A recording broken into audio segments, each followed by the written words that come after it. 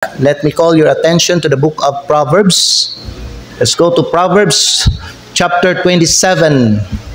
Proverbs chapter 27. Andam na ba mo karon nga maminaw sa pulong sa Dios? Kung sa may inyuhang gibati karon, nabusog na ka sa mensahe kaganina o kulang pa? Kulang pa. Di dapat na mabusog. Amen?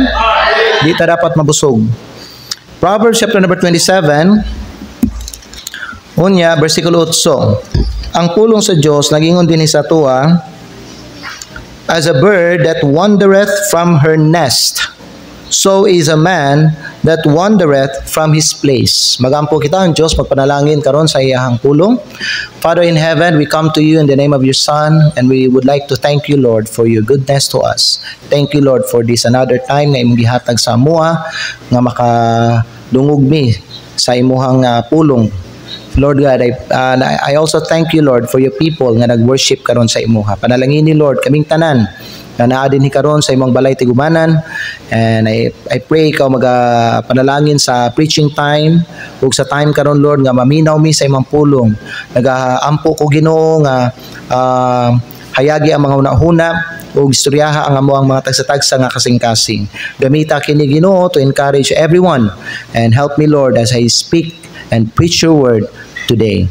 Tagay ko, Lord, o kaalam po na ako sa bala ng Espiritu. Lord, amo ang ginatinguha ang imong presensya karon, ug amo ang Ginoo ginasalig nga ikaw, Lord, ang mapataas ug ang matagaan ug himaya, Ginoo, karong buntag. Lord God in heaven, ibalik namo tanang himaya sa imo. Thank you, Lord, for this wonderful privilege ug kining tanan among ginaampo ginapasalamatan sa pangalan ni Kristo nga among Ginoo among manluluwas. Amen. Salamat. Pwede na mo maglingkod. Karong buntag nga atong paghisgutan na pud mahigala is a man that wandered from his place. A man that wandered from his place. I don't know if that is the correct English word. Wandered or wandering. A man that wandered, no? Okay, a man that wandered from his place. Ang tao nga naglatagaw diha sa iyang lugar. Do you believe, mga igsoon, nga ang Dios na siya'y lugar para sa matag binuhat niya? Sa matag minugna niya, mga langgam, mga lamigas, mga iro, mga bisag unsa nga mga binuhat sa Dios, God has a place for them. And most especially sa ato ang tanan diri. Amen? Kita pa sa mga tao, we are made in the image of God. Of course, God has a place for us. That's why God instituted a home and a church. Amen. Aron nga matagaag lugar ang tao sa iyahang kinabuhi. Kaya ang tao nga naglatagaw, ang tao mga igala nga wala sa iyang lugar ba, no? Paminaw, gingon di sa Bible, basahon na ko nato balik sa Proverbs 27 verse number 8. Gingon di sa Bible, as a bird that wandereth from her nest, so is a man that wandereth from his place. Kuyaw, delikado ang life sa usa ka tao kung wala siya lugar, mga igsoon. You know what? Usa ka butang nga pasalamatan nimo karon buntag diha sa Ginoo nga ikaw gitagaan ka og lugar sa Ginoo. Wala ka naglatagaw sa imong kinabuhi. You know, have you seen people, have you seen teenagers, men and women nga naglatagaw diri sa tong lugar? You know, they went from place to place, house to house, may gala, and you know, they're just there besides the street. Diha sila magluto, diha sila maghigda, diha sila magpahulay, diha sila diha sila magpuyo. But that is not their home. Naglatagaw sila. Wala sila'y kaneng lugar sa ilang kinabuhi. You know what? The nest, sama sa itong gibasa diri, no? Ang kaning nest or ang kaning salag, ang kaning salag. Okay? Ang kaning nest, mga igsoon, mao ni siya ang security o ang safety sa langgam. Amen. Mao ni ang safe haven sa langgam. Mao ni ang iyahang kapasilungan or shelter niya. Ang nest, mga igsoon. That's why ang kanang langgam diha siya mo uli sa iyahang nest. Because that is his security, his safety, and his shelter. When the bird wanders from its nest, the bird becomes vulnerable to danger. Duol siya, mga igsoon, sa kakuyaw. Duol siya sa delikado. Kung ang langgam may gala, maglatagaw siya, no? Mawala siya diya sa iyang puluyanan, Then, mahimo siyang vulnerable, may gala, dili lang sa danger, but also sa hunger, sa kagutom, and also isolation. Especially, may gala, kung ang langgam bata pa siya. Dili siya pwede mga igsoon nga imuhang ipalayo sa iyahang salag.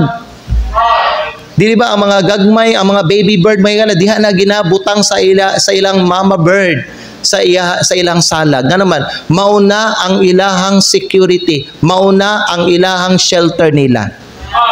You know what?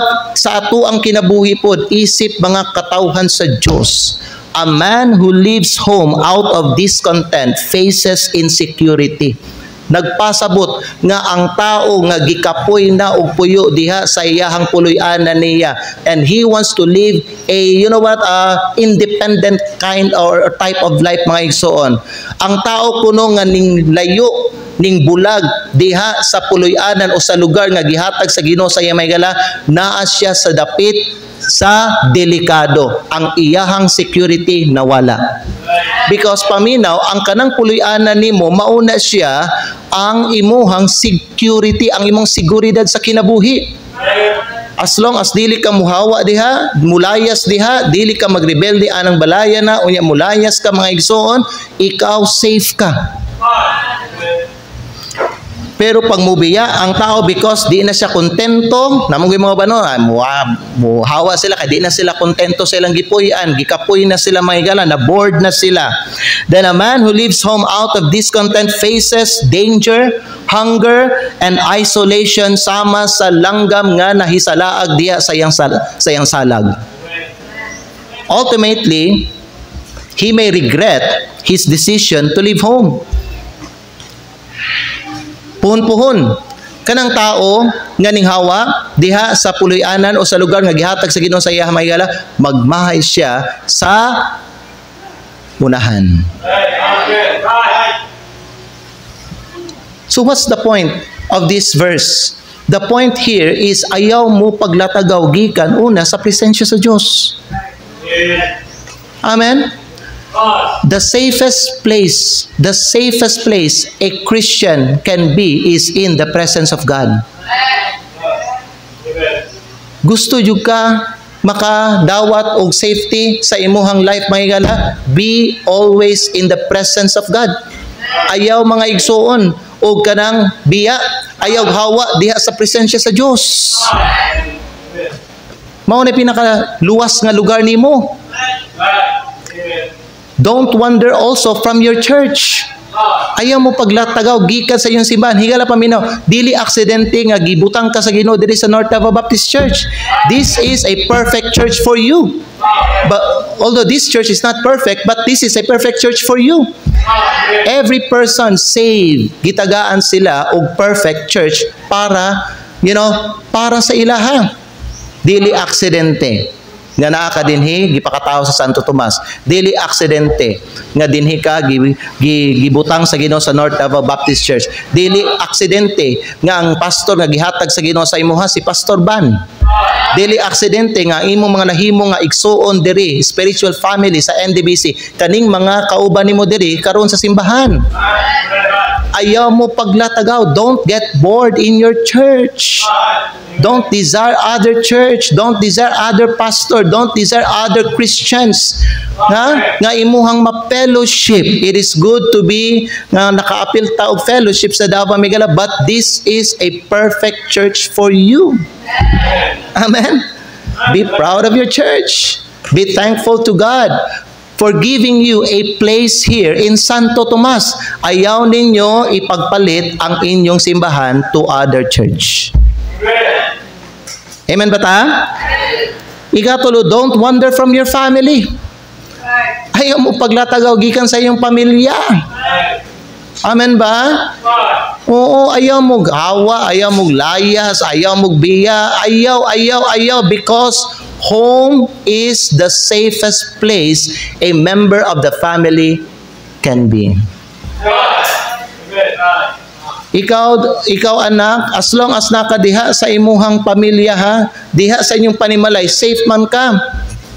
Pero sa adlaw nga ikaw mga igsoon, na-bored na ka, you want to live an independent na, you know what, na may mga tao ba nga gusto sila maging independent, mukuan namin nga pa sa itong kinabuhi nga, mukuan ta sa itong balay. But the point here is do not rebel against your parents and against your home. Amen. Do not rebel. Why? Ang safe, ang safe place para sa imong kinabuhi kay ang imuhang panimalay. Kamu mga teenager, kamu mga young people, kamu mga anak, gusto ka mulayas diya sa inyong balay, gusto ka magsarili, gusto na ka mag-independent, gusto na kayo nani because you think you can stand already. That's what you think. But that's not what the Lord thinks. Amen. Higala paminaw, ang inyong panimalay, ang inyong pamilya, pillar na sa imong kinabuhi. You are part of it. Amen. Pag naiusa mulayas di ang mga higala ba no, mapiang ang panimalay ug di na siya makabarog. Pag ang bana ug ang asawa magbulag sila may higala ug usa sa ila may higala ba no, mulayas di sa ilang pamilya, dili na mubarog ang pamilya. Amen. More importante, stand together, united gyud ang family mga igsoon. Kay usa sa mga membro dira mulayas, magrebelde, mag-independent mga igsoon, and magkinabuhi siya, magtukod siya iyaha mga higala, away from his family, magrebelde siya, then that home will soon be destroyed. The Bible says mga igsoon, as a bird that wandereth from her nest, so is a man that wandereth from his place. You know what? Ang usa ka psalmist diri sa Book of Psalms, iya mga igsoon gisulti nga wala nay mas nindot nga lugar kaysa sa balay sa Ginoo. Higala paminaw mo. Kani ba nung simbahan nato? Mao ni ang simbahan, ang meeting place, ang church nga gihatag sa Ginoo para sa inyo ha. For me, this is a blessing sa ako ang kinabuhi. So imuha bang gitan-aw ang kining simbahan may gala nga imuhang kung asa ka nagmembro karon nga panalangin ni siya sa imong kinabuhi? Because the Bible says may gala there's no better place than to be in the house of the Lord. Tanawan niyo in Psalm chapter number 84, kaning psalmist diri nang ninguha siya mga igsoon nga unsa naa siya diha sa balay sa Ginoo. And let's look unsa ang iyang gisulti mahitungod sa balay sa Ginoo. The Bible says in Psalm chapter number 84, because during this time wala siya sa kaning wala siya diha sa balay sa Ginoo. Ang iyang giingon diri mga higala in verse number 1, how amiable. Ang kanang amiable sa Bisaya pagkatahom, pag-anindot. Amen. Pagkatahom sa imong mga tabernakulo o Ginoo sa mga panon. You know what, church members? Usab ito ba no nga dapat ba no ma-realize nimo naay mga tao, mga luwas nga tao nga wa sila simbahan. Naay mga simbahan nga wa sila pastor. Ikaw naa kay simbahan, napagid kay pastor. Ikumpara sa uban, mas bulahan ka. Amen. Gingon dili sa psalmist pagkatahom sa imong mga tabernakulo o Ginoo sa mga panon. Versikulo 2, my soul longeth, yea even fainteth for the courts of the Lord. My heart and my flesh crieth out for the living God. Kita niyo na? It's very clear from this verse na wala siya sa balay sa Ginoo. Something is happening. Why? He was not in the house of the Lord mga higala, and he was desiring, he was longing the house of God. Ikaw mga igsoon, na ba kayo ingon sa imo ang kinabuhi? Ha? Bisa nagasimba ka matag Domingo o Webes, kanang walay simba nato dinhi, nangandoy ba ka nga makita nimo balik ang imong simbahan? Nangandoy ba ka mga higala nga makadungog ka napud sa pulong sa Dios diri sa imong simbahan? Nangandoy ba ka nga makita nimo pag-usab ang imuhang mga kaigsuonan? This man right here longs. Nangandoy siya. You know, abi ninyo, matingala ko sa uban nga mga Kristiyanon nga, kanang murag wala lang sa ilaha nga di sila magsimba sa pila ka semana. You know, it's very clear may gala nga wala sila naninguha nga makita nila ang ilahang mga kaigsuonan diya sa ilang simbahan.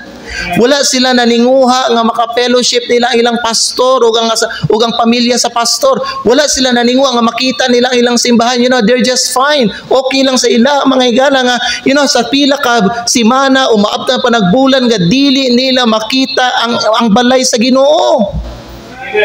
Kaning psalmist diri, he longs, he even fainteth. Meaning to say, tungod sa iyang pagpangandoy ba, naluya siya. Nga gusto na gid niya makita. Gusto na gid siya makaadto sa balay sa Ginoo. Gusto na gid siya nga makadaig sa Ginoo. Gusto na gid niya mabati ang presensya sa Ginoo. Kibalo ba mo, dili ingunani ang uban nga mga Kristiyanon biya karon. Wala lang sa ila. Tanawan niyo sa payang gisulti may galaw in verse number 3. Oo, ang sparrow nakakaplag ug usa ka balay. Kaganina while nagkanta ta kaganina to God be the glory ba no na ato ilanggam diha. Ako ipangutana si ma'am, mo lang sparrow. Yes, tingala mo na siyang sparrow. Amen. Kay balo mo may galam igsoon, kanang sparrow bisag asa lang na sila. Kung asa na sila makita og kanang katugparan nila or kapoy dito na sila mutugpa. Pero even the sparrow may gala ba no? You know, nagjealous ang kaning psalmist diri. Nagselos siya tungod kay tanawa, maym pa ang sparrow. Nakakita siya og balay niya. Ako wala. Amen? So there's something special about this place. Kaning inyo ang pamilya, kaning inyo gisudlan karon? Kung asa mo nagsimba karon, there's something special about this place. Nakita ba ninyo mga igsoon? Many Christians did not see it. Wala nila nakita mga iganan eh. Kay kaning psalmist na siya nakita nga special uniqueness sa balay sa Ginoo. Kay bisan mga igala ang sparrow iya mga nakumpara sa inyo galingon, maym pa ang sparrow, maym pang kaning gamay nga langgam. Nakakita siya og salag, nakakita siya kapuy-an niya, nakakita siya kapasilungan niya. Ako in taon wala. I am away from the house of God. Unsa pa yung gingon di verse number 3? Yea, the sparrow hath found an house, and the swallow a nest for herself, where she may lay her young. Diin siya mahimo nga mupahiluna sa iyang mga piso. Bisan sa imong mga halaran, o Ginoo sa mga panon, akong hari o akong Dios. Kita ninyo mga igsoon? Nagsulti ang kaning psalmist, mas better pa ang sparrow ug ang swallow, kaning mga langgama ba nga klase no? Kay naa sila'y balay, naa sila'y salag, naa sila'y kapuyan, naa sila'y kapasilungan, naa sila'y katulgan, naa sila'y gipuyan. Ako wala, layo ko sa balay sa Ginoo. Muna, nag-ingon siya sa versikulo 4. Tanawan na yung versikulo 4. Sa ingon, blessed are they that dwell in thy house. Amen. Bulahan sila nga nagpuyo diha sa imong balay. Bulahan ang tao nga nay balay. Amen. Lisod na magminyo ka, nya wa mo'y kapuyan. Lisod ng pamilya mo, unya wa mo'y balay. Lisod ng Kristohanon nga way simbahan. Lisod ng tao nga way Ginoo sa iyang kinabuhi. Amen ba? Bulahan ang tao nga nay balay. Ikaw bulahan ka, gitagaan kag balay sa Ginoo. Bulahan ka na kay simbahan. Bulahan ka igsoon kay naa ka karon sa presensya sa Ginoo tungod kay anak ka na sa Ginoo. Kita niyo na how blessed you are?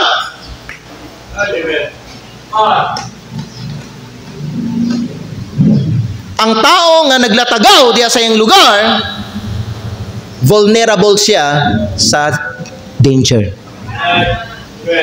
Duol siya sa mga kakuyaw nga mga sitwasyon. Muna pag ang tao maglatagaw, mulayo, mo separate, muhawa.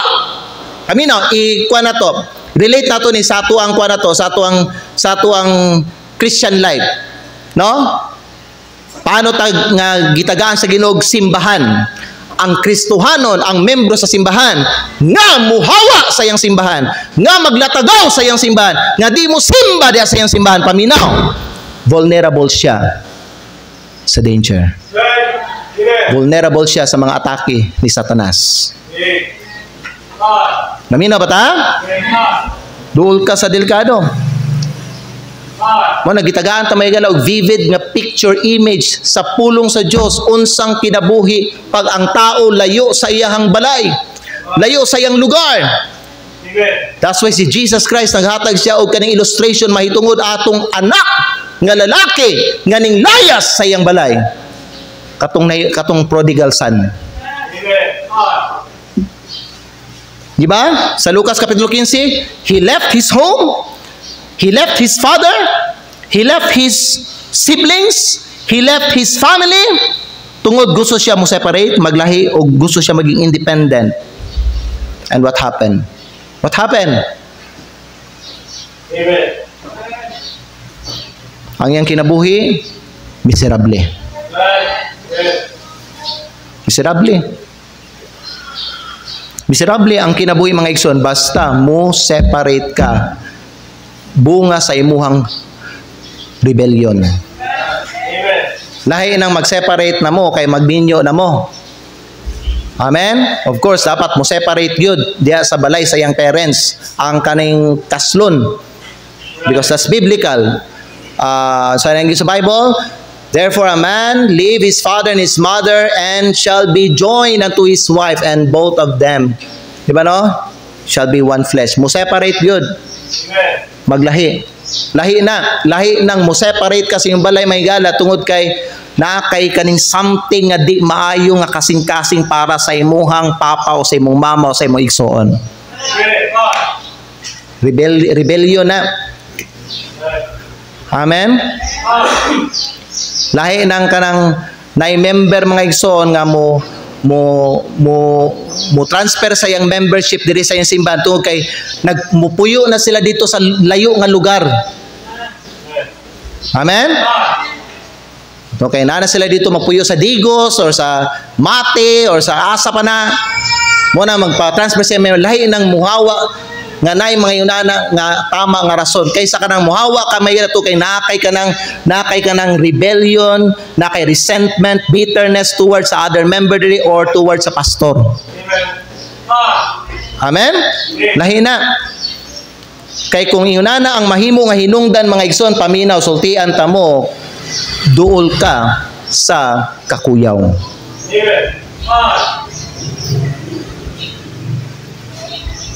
Amen? Kaning NDBC, gihatag mo ni sa Ginoo sa imo ha? Nakita ba ninyo ni nga panalangin sa imong kinabuhi?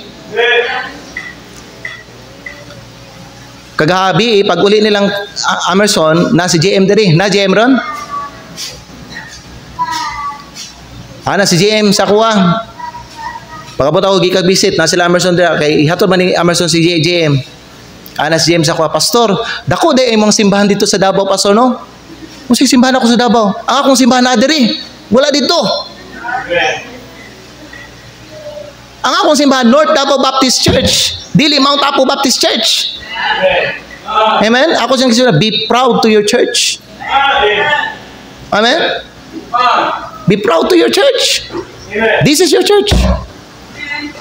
Ako, bisagikan ko dito, wala na ako gising may isong nga Mount Apo Baptist Church ko. As long as na ako din may gala, I am a North Davao Baptist Church. I am proud of this church. This is my church. You are my people. Amen? Wala ko ga-share na ilang mga live dira, mga ubang mga simbahan. Ang gina-share na ako live, ang ato walang simbahan. Amen? Ay, di ta maibukan ng mga unsa na ilang mga kuandira may gala. Magtanaw ta sa atong simbahan, magpasalamat ta, magtanaw na to ang panalangin sa Ginoo diri sa atong simbahan. Kato siya is kuan lang to out of kaning innocency kay bata pa man to si JM. Amen? But the point here mga igsoon is magpasalamat ta nga you know what, gitagaan ta og balay sa Ginoo. Kaysa wala. Dami mga kuan bisag asa lang magsimba. Di ba no? Magsimba sila.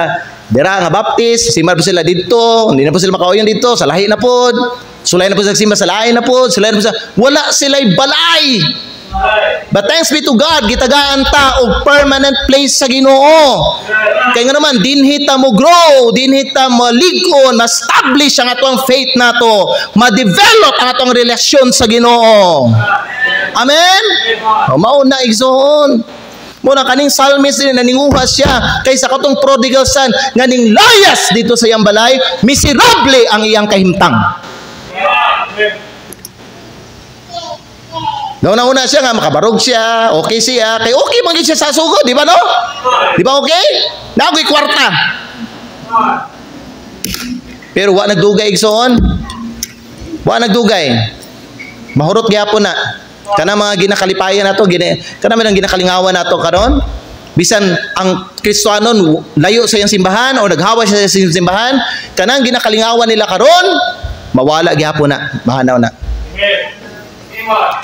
And someday, mag-regret gyapon ang tao. Nga naman may gala, wala na substitute aning North Davao Baptist Church sa imuha.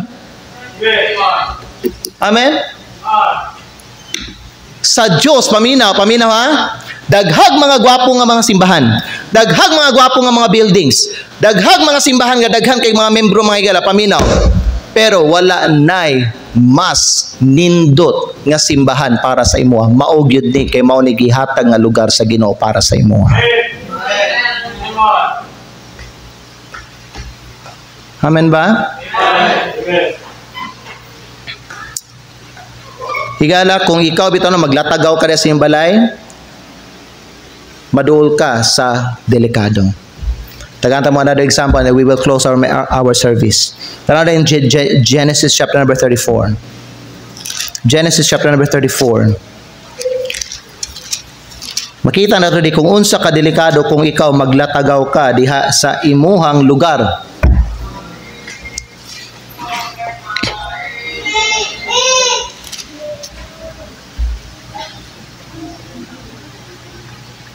Genesis chapter number 34. Nana mo diha?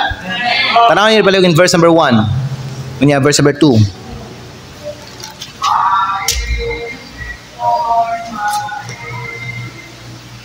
The Bible says, and Dinah, the daughter of Leah,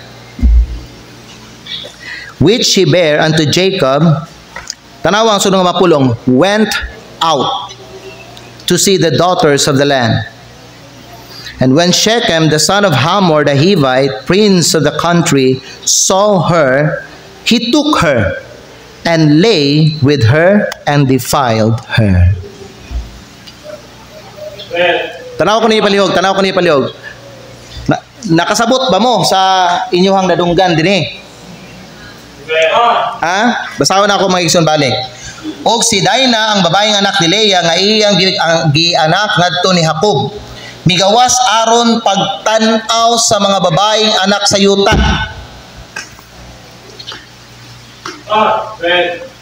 In other words, kani si Dinah mga higala naglatagaw. Nagsulisuroy sa lugar. Amen. Naglaag. Yung sibat. Hello. What happened to her? Ning si Batman. Versikulo 2. Og sa diha nga si Shechem, ang lalaking anak ni Hamor, ang Hivnon, prinsipe sa lugar, nakakita sa iyaha. Unya siya midala kaniya, midulog kaniya og miamong kaniya. In other words, may gi-rape siya, gihilabtan siya, gi-defile ni Shechem si Dinah. Pasaron sa punto ni Muda, ang punto na ako di maigsoon, kung ikaw mubiya sa lugar nga gihatag sa Ginoo sa imuha, mabutang ka sa delikado. And that's exactly what is happening sa kadaghanan ng mga Kristohanon karon. Their life was ruined. Why? They wandered from their place. Amen? Ang kanang lugar nimo mao lang pinaka-safe nga dapit sa imong kinabuhi. Amen? Di ba, kamo mga teenager, young people, katong bata pa mo, kung ikaw makakita og kilat o makadungog o dalugdog, dili ba magpatunga din, muadto ka dool din sa imong magpapa? Magpatunga ka? Ngano man? Kung ikaw magpatunga ka sa imong magpapa, bation ka og kanang security. Ingunahan na po na igsoon. As long as nakad ka sa imong panimalay, as long as nakad ka kauban nimo imong pamilya, as long as nakad ka kauban nimo imong mga katawan sa Dios, dili sa imong simbahan, as long as nakad sa imong simbahan, bisag unsa kakuyaw ang nasa imong palibot, safe ka basta di ka muhawa sa imong lugar. Nganong na-defile si Dinah? Kaining sibat. Ning layas, ning gawas sa iyahang lugar.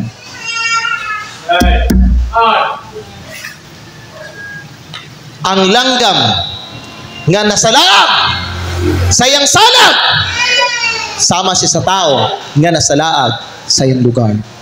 Ang langgam nga nasalaag sa iyang salag, duol sa delikado.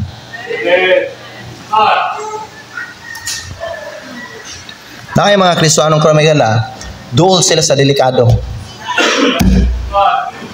Daghan sa mga Kristohanong karamigala, dool na gid kayo sila diha sa kamot sa atong kaaway.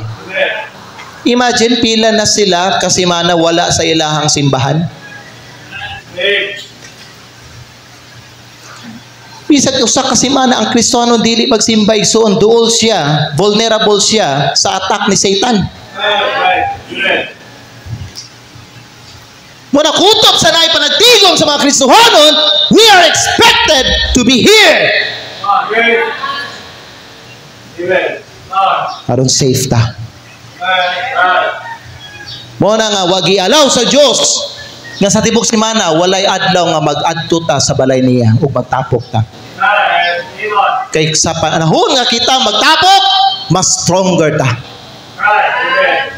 Mas ligon ta. Sa panahon nga kita magtapok, mas bugat ta. Di ta basta-basta mapildi sa atong kaaway. Di ta basta-basta maalsa sa atong kaaway. Pero sa panahon nga maglahi ka, sa imong grupo, maglahi ka, away ka, layo ka sa imong lugar, mas vulnerable ka sa atake ni Satanas. Abira na nimo makabarog ka. Abira na nimo maigala nga kaya nimo ang mga atake ni Satanas. Abira na nimo nga makabarog ka sa mga tentasyon. Abira na nimo nga makabarog ka sa mga unsaved nga mga tao. Pero dili.